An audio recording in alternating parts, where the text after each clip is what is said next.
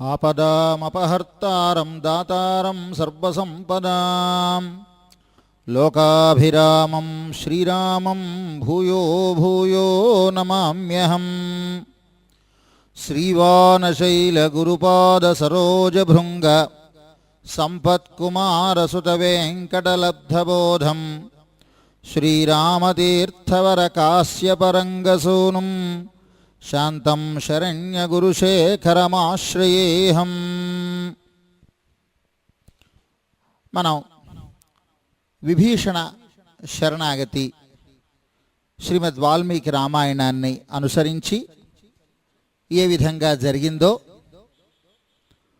అందులో భగవతత్వం ఎలా ఆవిష్కరించబడుతోందో, జీవుడు శరణాగతి చేసినప్పుడు ఏ విధమైనటువంటి నియమాలుంటాయో పద్ధతులుంటాయో, అది ఎలా విజయవంతమవుతుందో ఈ వివరాలని చర్చించుకుంటున్నాం. ఇంతవరకు 2 ఘట్టాలు గడిచాయి.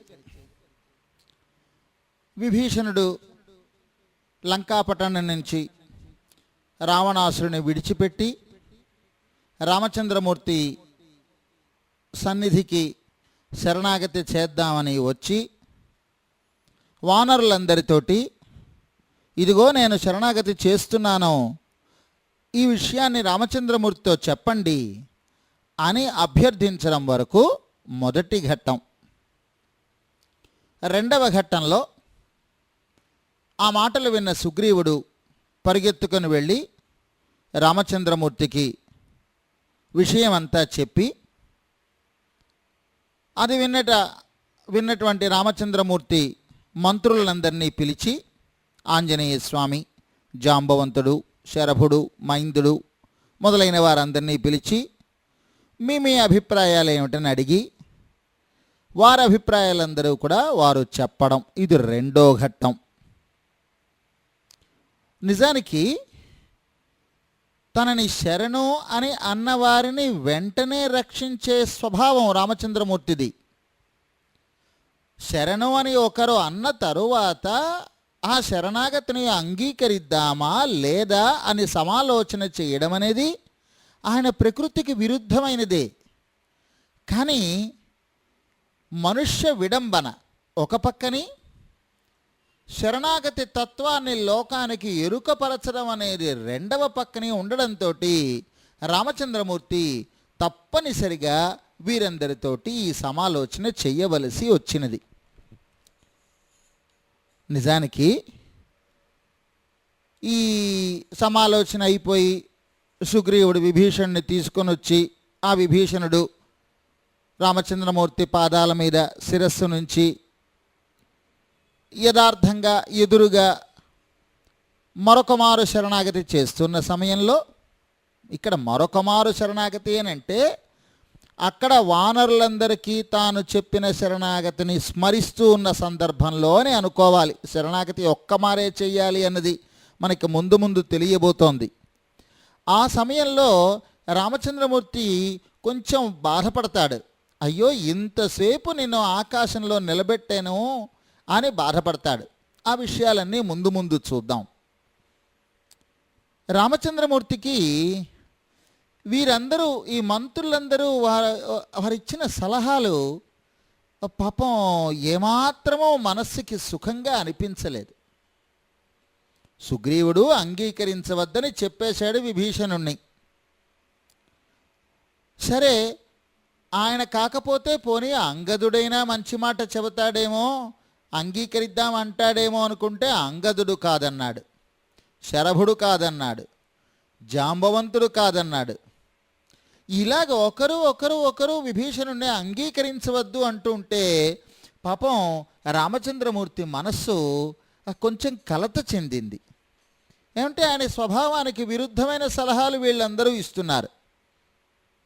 అప్పుడు ఆంజనేయ స్వామి మనం అంగీకరించవచ్చు ఆయన్ని అని చెప్పేసరికి అమ్మయ్య అనుకున్నట్ట రామచంద్రమూర్తి. అప్పుడు వాల్మీకి మహర్షి అనుగ్రహించినటువంటి ఆ శ్లోకం చూడండి ఎంత చక్కగా ఉందోను.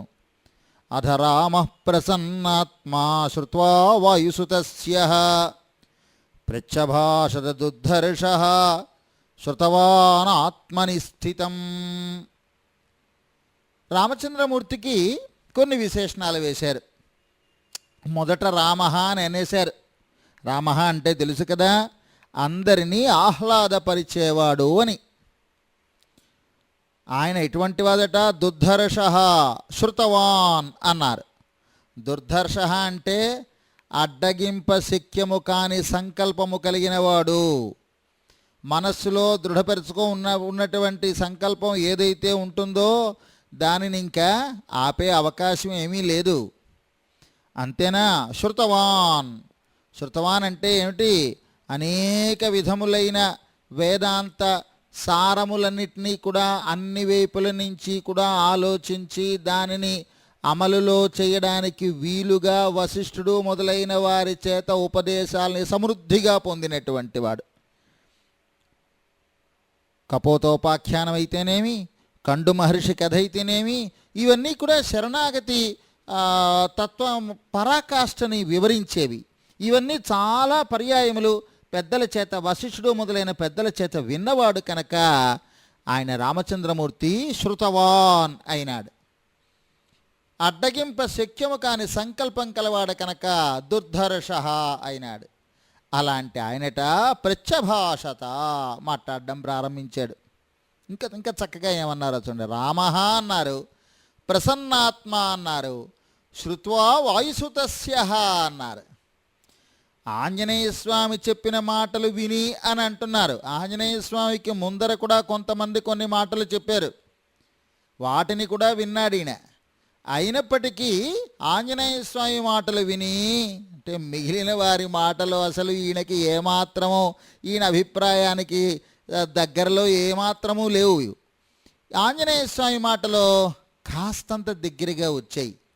అంచేత ఈ రామ ప్రసన్నాత్మ అంతవరకు కలిగినటువంటి కలత కాస్త ఈ ఆంజనేయ స్వామి మాటలు వినగానే తొలగిపోయిందిట. అమ్మయ్య, ఒక్కళ్ళైనా ఉన్నారు సరిగ్గా ఆలోచించగలిచినటువంటి వారు అని ఆయన మనస్సులో ఉండే కలత తొలగిపోయిందిట. ఎందుకని? ఈయనకొక భయం. వారందరూ కూడా ఈయన మీద అపరిమితమైన అభిమానంతో ఉన్నారు. ఈ శరభుడు, అంగదుడు, జాంబవంతుడు మొదలైన వారందరూ కూడాను. ఈయన కూడా వారందరినీ చాలా అభిమానిస్తున్నాడు. వారందరూ ఏకకంఠంతో ఆంజనేయుడితో సహా, సుగ్రీవుడితో సహా అంగీకరించవద్దు అని అంటే, కాదు నేను అంగీకరిస్తాను అని ఈయన అన్నప్పుడు ఏమో వారి వారి మనస్సుల్లో ఎలాంటి ఆగ్రహాలు వస్తాయో, అంతఃకలహాలు వస్తాయో అని చెప్పి చాలా కలత చెందిపోయినాడు. తనా దుర్ధర్షుడు అంటే తన మనస్సులో అంగీకరించాలనే సంకల్పం కలిగిన తర్వాత వెనక్కి తిరిగే అవకాశం లేదు. పోనీ వారేమైనా మాట వరసకి అన్నారా అంగీకరించమని అంటే అది లేదు.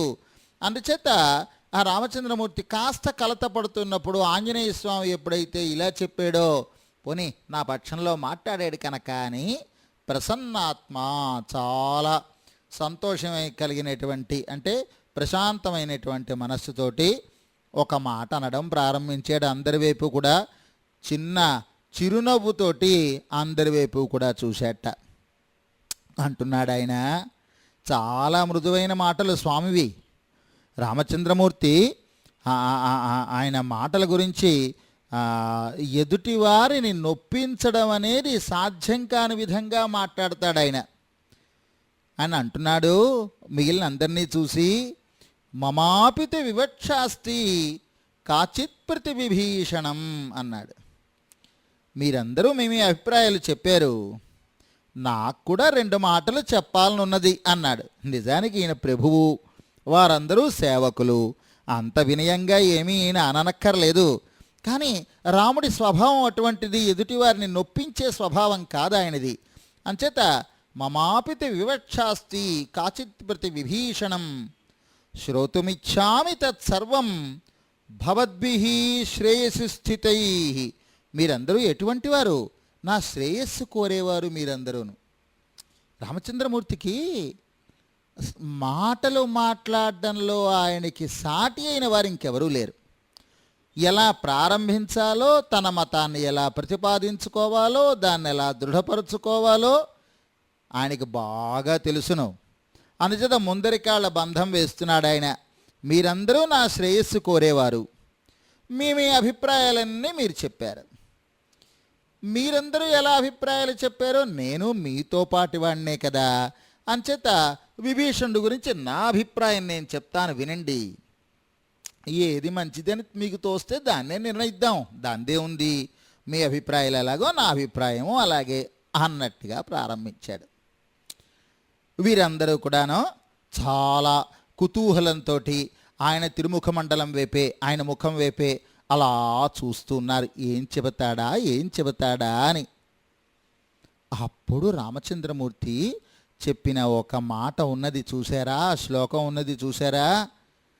సరిగ్గా భగవత్తత్వం అనేది ఎలా ఉంటుందో అద్దంలో చూపించినట్టు కాదు, ప్రత్యక్షంగా చూపించినట్టుగా ఉంటుంది ఆ శ్లోకం. వినండి.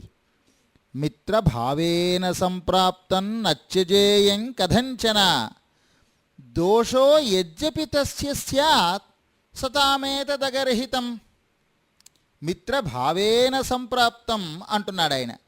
మిత్రభావంతో చేరిన వాడిని కూడా విడిచిపెట్టను నేను. నత్యజేయం కథంచన దోషో యజ్జపి తస్య స్యాత్. ఒకవేళ వాడిలో దోషం ఉన్నా సరే సజ్జనులైన వారు దాన్ని లెక్క చేయకూడదు అంటున్నాడు.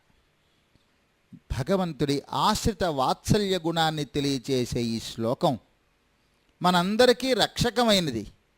మనం అందరం ఈ శ్లోకాన్ని తలుచుకొని నిర్భరంగా ఉండగలుగుతున్నాం. మనం వచ్చినటువంటి వాడు విభీషణుడు. ఆయనలో దోషాలున్నాయేమో అని వీరంటున్నారు.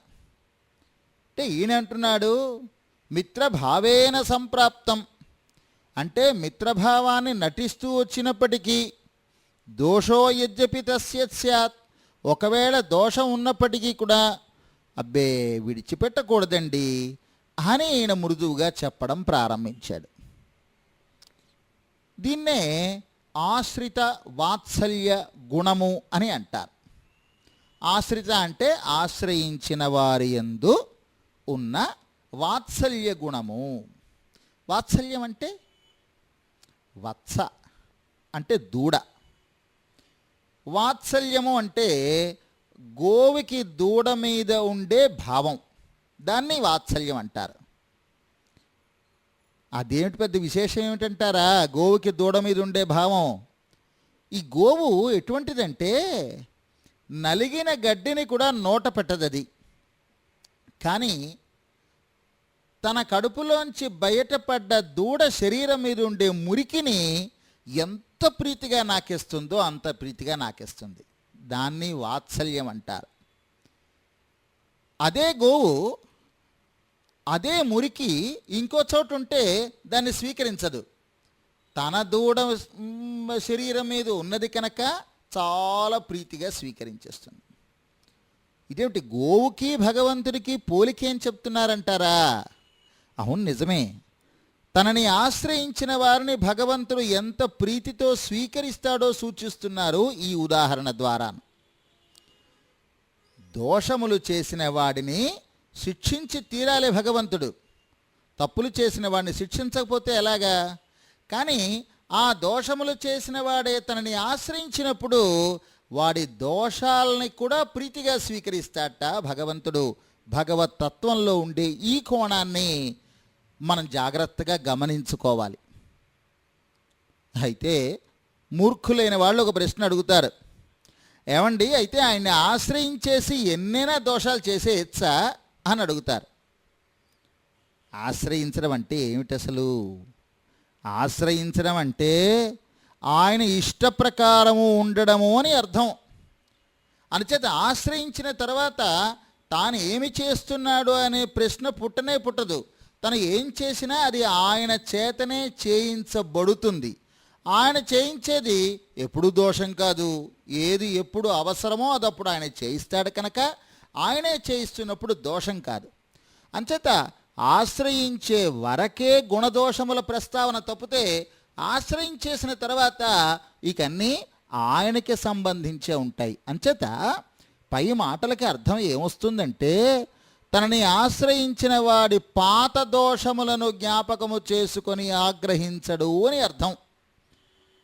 ఎవరైనా రాగానే సాధారణంగా మనం ఏం చేస్తాం, ఎవడైనా ఓ తప్పు చేశాడు అనుకోండి, ఆఫీసులోనో ఎక్కడో తప్పు చేశాడు అనుకోండి, తప్పు తెలుసుకున్న తర్వాత క్షమించండి సార్ అని చెప్పి వచ్చాడు అనుకోండి, ఏమిటంటాం మనం, రేయ్ నువ్వు ఆ తప్పు చేసావు, ఈ తప్పు చేసావు, ఇలా చేసావు, అలా చేసావు, అయినా క్షమిస్తున్నానులే అంటాం. అవే భగవంతుడికి అలాంటి ఎత్తిపొడుపు విధానం ఆయన దగ్గర లేదు. పాత దోషాలని జ్ఞాపకం చేసుకోట ఆయన. కానీ కండిషన్ ఏమిటి, తనని ఆశ్రయించాలి. అంటే బాగానే ఉంది, కానీ మీరేమన్నారు, గోవుకి దూడ మీద ఉండే భావం అన్నారు కదా, ఆ దూడ మీద ఉండే మురికిని చాలా ప్రీతిగా అది నాకేస్తుంది అన్నారు కదా.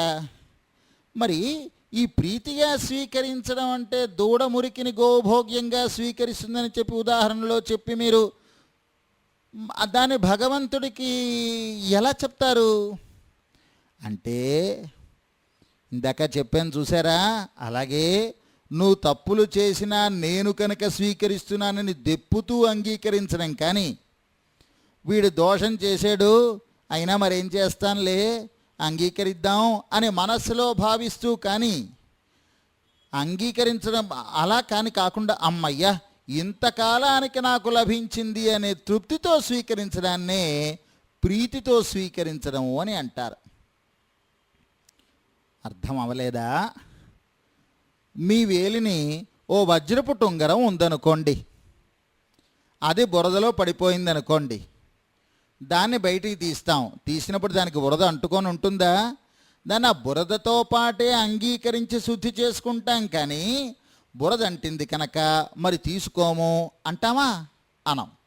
అంతేకాదు, బురదలో పడినా అది దానికి అంటలేదు కనుక తీసుకోవచ్చు అని కూడా మనకి తోచదు. వజ్రపు ఉంగరం మనది కనుక బురద అంటిందా లేదా అన్న ఆలోచనే రాదు. మనకి మనది తీసుకోవాలి అన్న ఆలోచనే తప్పితే అది బురద చి అని ఎలా ఉండదో అలాగే ఇక్కడ కూడాను. ఈ ఉదాహరణ సరిగ్గా సరిపోతుంది విభీషణ శరణాగతికి. ఎలా అంటారా, విభీషణుడు దుష్టుడు కనుక అంగీకరించవద్దన్నారు సుగ్రీవుడు మొదలైన వారు, దుష్టుడు కాడు కనుక అంగీకరించమన్నాడు హనుమంతుడు. మళ్ళా చెబుతున్నాను, సుగ్రీవుడు, శరభుడు, జాంబవంతుడు మొదలైన వారందరూ కూడా, ఏమండి రామచంద్రమూర్తి గారు, విభీషణుడు దుష్టుడు అంగీకరించద్దు అన్నారు. ఆంజనేయ స్వామి ఆయన దుష్టుడు కాడండి అంగీకరిద్దాం అన్నాడు. రాముడు ఏమంటున్నాడో తెలుసా ఈ శ్లోకంలోనూ వాత్సల్యంతో, దుష్టుడా కాడా అనేది చూడకూడదు అంటున్నాడు రామచంద్రమూర్తి. ఎంత తమాషాగా ఉందో చూడండి. పరమాత్మ స్వభావం అలా ఉంటుందన్నమాట. మరి దుష్టుడా కాడా అని చూడకుండా అంగీకరించేయడమే ఆయన అభిప్రాయం అయితే మనందరినీ ఆటోమేటిక్గా ఆయన అంగీకరించేసినట్టేనా? మళ్ళా కాదు. ఎంచేత తనని ఆశ్రయించిన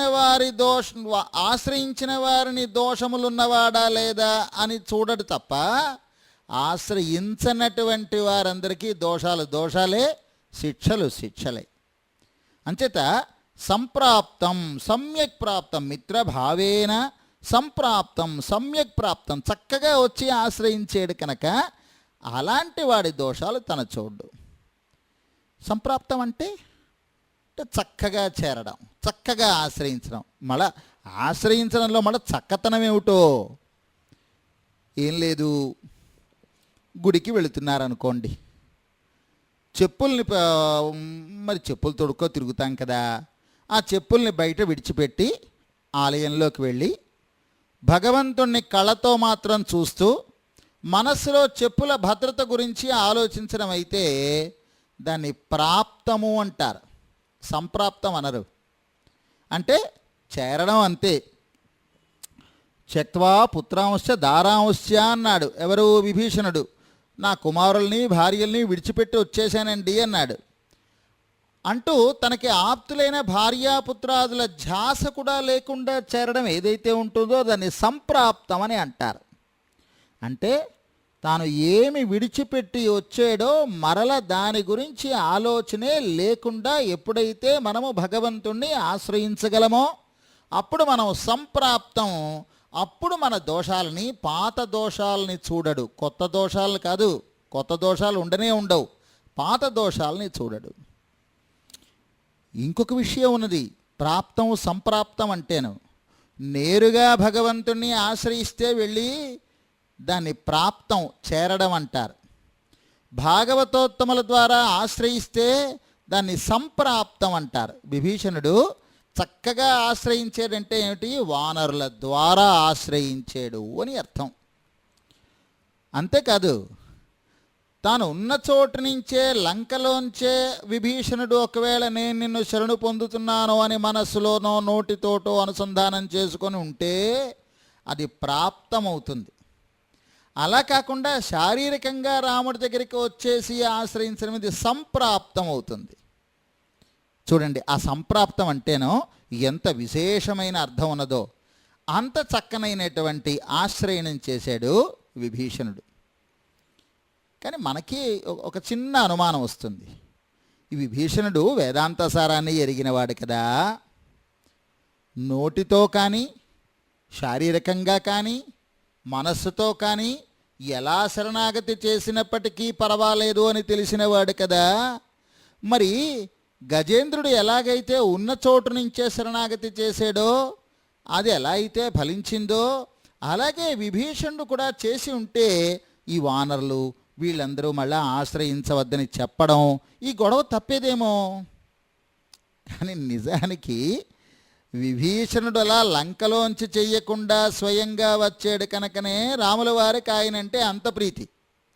ఎంచేతంటారా, గజేంద్రుడు ఉన్న చోటు నుంచి ఆయన శరణాగతి చేసేసరికి ఆ వైకుంఠం నుంచి పరిగెత్తుకో వెళ్ళవలసి వచ్చింది. ఎలాగో అలాగే ఒకవేళ లంకాపట్టణంలో ఉండే విభీషణుడు నేను నిన్ను శరణు పొందుతున్నాను అంటే తను లంకలోకి పరిగెత్తి వెళ్ళవలసి వచ్చేది. ఆశ్రమ తప్పిపోయింది కదా ఇప్పుడు. అయితే ఇంకా మనకి కొన్ని డౌట్స్ వస్తాయి ఇందులో. శరణాగతి అని చెప్పేదో మాటలు వాడేస్తాం, కానీ నిజానికి చాలా అనుమానాలు వస్తాయి. శారీరకమైన వాచికమైన క్రియల్ని అనుసరించి శరణు పొందుతున్నాడని మనం ఎలా నిర్ణయిస్తాం? మనస్సు కదా దేనికైనా ప్రమాణం అవుతుంది. మళ్ళా చెప్తాను. బయటికి మనం కొన్ని శరీరంతో పనులు చేస్తాం, కొన్ని మాటలు అంటాం. ఆ శరీరంతో చేసే పనులు కానీ లేదా అనే మాటలు కానీ మనస్సు తాలూకు సపోర్టుతో చేస్తున్నామో లేదో, అంటే మనస్సుకి ఇష్టం లేకుండానే కూడా చేసేస్తున్నామేమో. అనుచేత మానసికంగా భావన ఉండి శారీరక వాచిక శరణాగతి లేకపోయినా పర్వాలేదు, కానీ కేవలం శారీరక వాచిక క్రియలుండి మనస్సులో ఆ భావన లేకపోతే ఈ శరణాగతి వ్యర్థమైపోతుందా అంటే నిజమే. ఈ రోజుల్లో అందరూ కూడా ఇలాంటి నెపాలే పెట్టుకొని తప్పుతోవన పోతున్నారు. ఏమిటండి పూజలు పారాయణలు చెయ్యాలటండి, అంతే స్నామాలు పెట్టుకోవాలటండి, మనసులో ఉంటే చాలదు అంటూ ఆత్మవంచన చేసుకుంటూ తమ శ్రమపడలేన తమ స్థితిని కప్పిపుచ్చుకోవడానికి చూస్తున్నారు ఈ రోజుల్లో చాలామంది. తాము ఓ సంధ్యావందనం చేయడానికి కానీ లేదా ఓ పూజ చేయడానికి కానీ ఓ పారాయణ చేయడానికి కానీ కొంత శ్రమ పడాలి. ఆ శ్రమని తప్పించుకుంది కోసమని బద్ధకంతో ఇంకొక విధంగానో కాలం గడిపేయడానికి మనస్సులో భక్తి ఉంటే చాలండి, బయటికేం చూపించక్కర్లేదు అని ఆత్మవంచన చేసుకుంటున్న వారు వేసే ప్రశ్న ఇదే. భగవంతుడు ఏమన్నాడో చూసారా? ఆ శ్లోకం మళ్ళా ఇందాక చెప్పింది మిత్రభావేన సంప్రాప్తం అన్నారు. అంటే ఏమిటి? మిత్రభావేన సంప్రాప్తం, యథార్థంగా మనస్సులో లేకపోయినా బయటికి నటించినా చాల్ట. నటన ఉన్నదా ఆ పదంలోనూ? మిత్రభావేన అని ఉన్నది. ఆ భావేన అంటే నటన, భావం అని కదూ వాడారు. కాదు, నిఘంటువు చూడండి, డిక్షనరీ చూడండి. భావో విద్వల్ లీలా స్వభావేషు అని నిఘంటువు. అంచేత లీల అంటే నటన, అంచేత భావం అంటే ఇక్కడ నటన. మిత్రభావం అంటారేమిటి? శరణాగతి కదా అనాలి. శరణాగతి చేశాడా ఆయన? మిత్రభావంతో వచ్చాడా? విభీషణుడు మిత్రభావంతో రాలేదే, శరణాగతితో వచ్చాడే. అంటే ఇక్కడ రాఘవం శరణంగత అది కదా అన్నాడు ఆయన. శరణ్యం శరణాగత అని శరణాగతిని దృష్టిలో ఉంచుకొని పలికిన విభీషణుడి విషయంలో అది శరణాగతే అయినా రామచంద్రమూర్తి స్వభావం ఈ కోణంలోంచి చూస్తే అది ఆయన ఏమో శరణాగతి కింద తీసుకోలేదట, మిత్రభావంగా తీసుకున్నట్ట. అర్థం కాలేదు కదూ, మళ్ళీ చెప్తాను.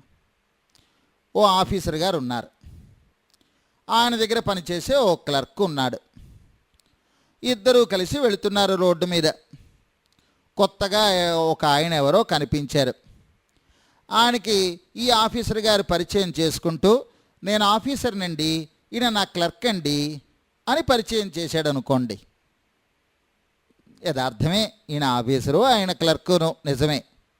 దీనికి బదులు ఇలా పరిచయం చేయకుండా మేమిద్దరం కొలీగ్స్ అండి, ఒకే ఆఫీసులో పనిచేస్తూ ఉంటామండి అని పరిచయం చేసుకున్నాడు అనుకోండి. అప్పుడేమైంది?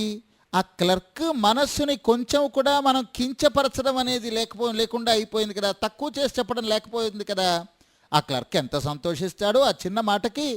మేమిద్దరం ఒకే ఆఫీసులో పనిచేస్తున్నాం అనడానికి, నా కింద పనిచేస్తున్నాడు వీడు అని అనడానికి చాలా తేడా ఉంది కదా. అలాగే రామచంద్రమూర్తి తనని శరణు అని అన్నటువంటి వారిని తక్కువ చేయడు.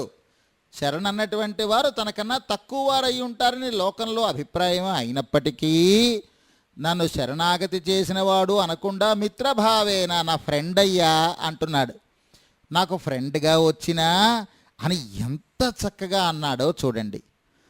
ఎదుటివారు తనని ఆశ్రయిస్తున్నారని గొప్ప చూపించడం కాకుండా, వారి మనస్సు ఏమాత్రము నవ్వకుండా తాము సమానమే అనగలిగిన గుణం శ్రీరామచంద్రమూర్తికి ఉన్నది, సీతమ్మ తల్లికి ఉన్నది. సీతమ్మ తల్లికి ఎక్కడ ఉన్నది?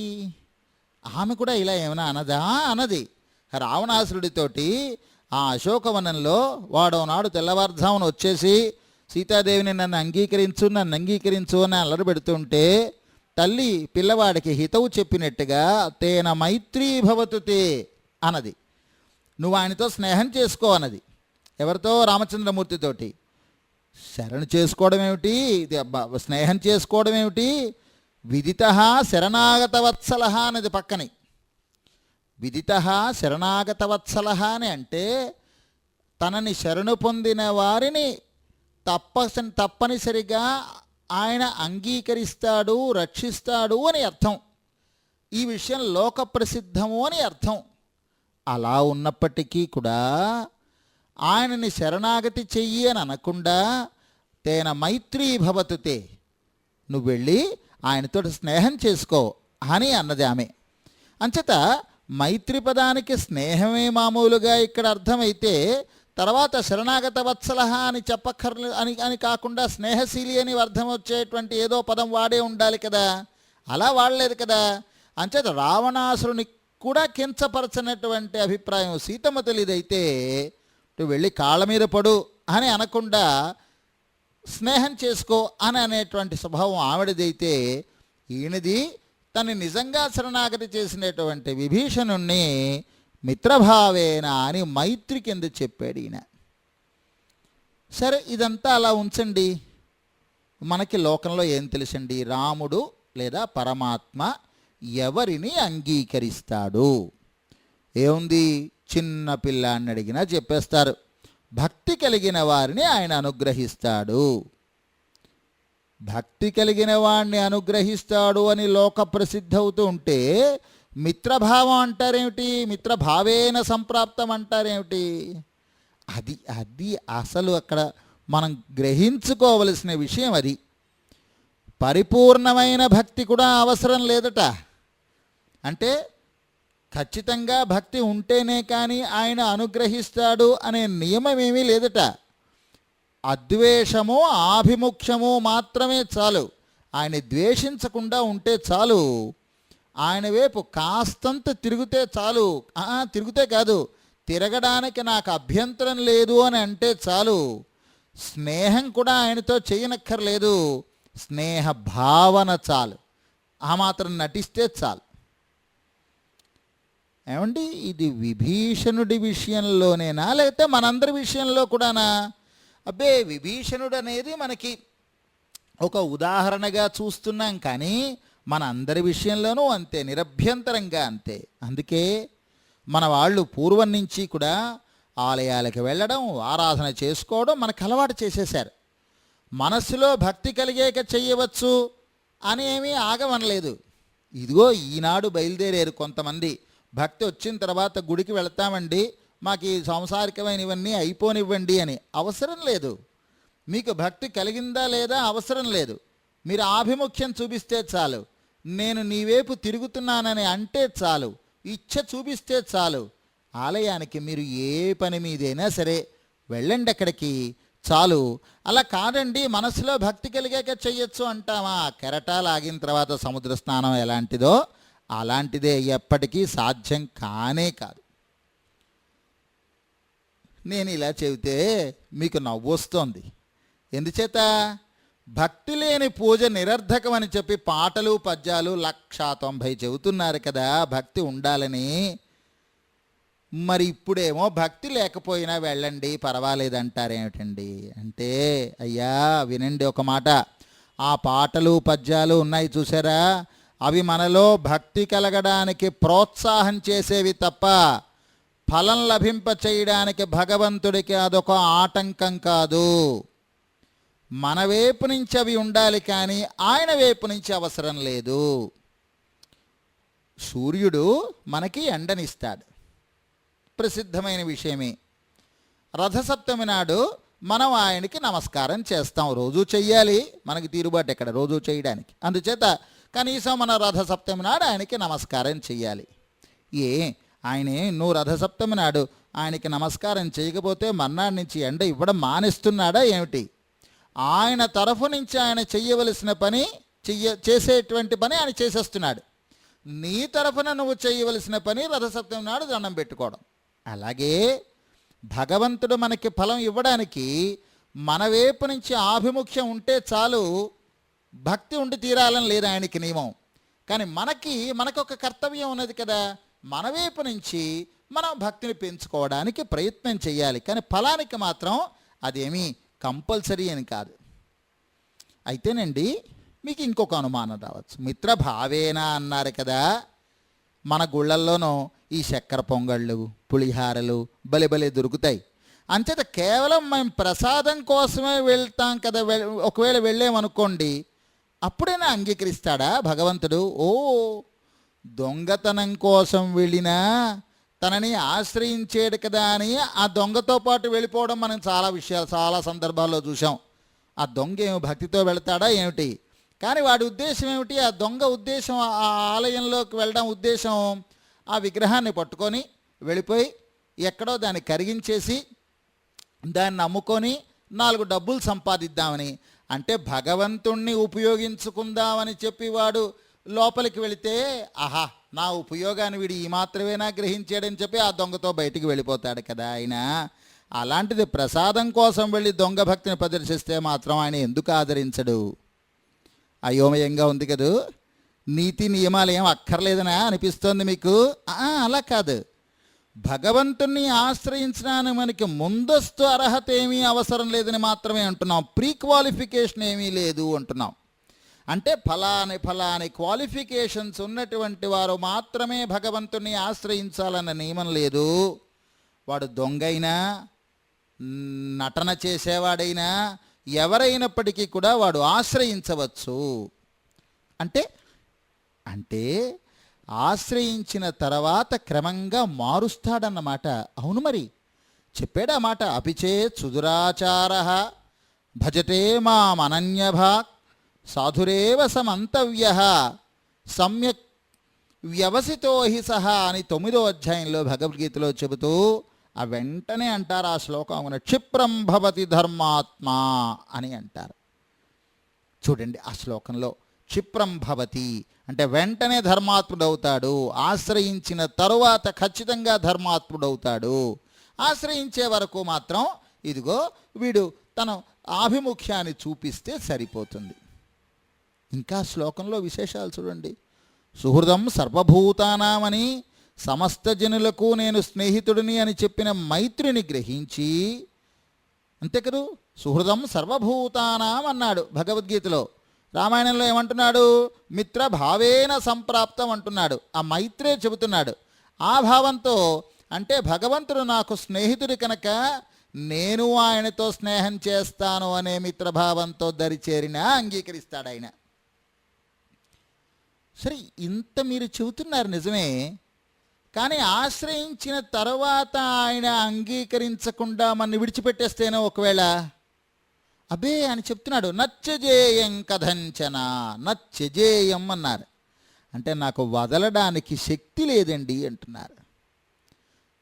అదేమిటి శక్తి లేకపోతే? సర్వశక్తిమంతుడు కదా, మనం విడిచిపెట్టలేడా?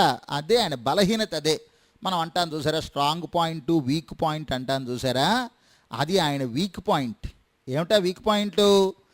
అన్నదానం చేద్దామని అన్నం వండుకో కూర్చున్నటువంటి వాడికి అది తినేవాడెవడు లేకపోతే నిరాశగా ఎదురు చూస్తుండగా అంతలో ఒక ఆయన వచ్చి ఏమండి అన్నం పెడతారా అని అడిగితే ఆ దాత అమ్మయ్య అని ఆ వ్యక్తిని విడిచిపెట్టకుండా పట్టుకొని ఎలాగైతే భోజనం పెట్టేస్తాడో, అలాగే రక్షాపేక్షాం ప్రతీక్షతే అని చెప్పి రక్షించమని అడిగేవారు ఉన్నారా అని వీధి వాకిట్లోకి వచ్చి చేతులు కళ్ళ మీద అడ్డం పెట్టుకొని ఈ కొసవైపు ఆ కొసవైపు విరిచి చూస్తూ ఎవరూ రావడం లేదే, నన్ను శరణు పొందడం లేదే అని ఎదురు చూస్తున్నటువంటి స్వామికి శరణు అన్నటువంటి వాడు ఒక్కడు దొరికితే మరి వదలగలడా ఆయన?